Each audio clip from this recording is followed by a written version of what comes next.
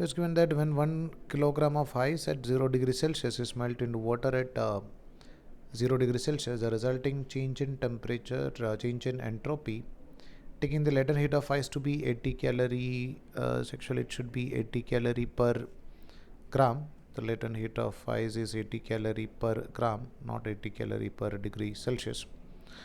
So we can write the value of change in entropy, which is equal to nothing but Q divided by temperature.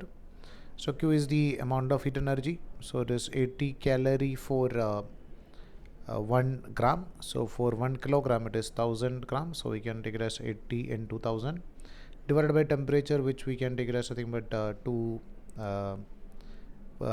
0 degrees Celsius, which we can take it as nothing but 273. So if you are going for this divided by 273, you will get the answer as around 293 calorie per Kelvin.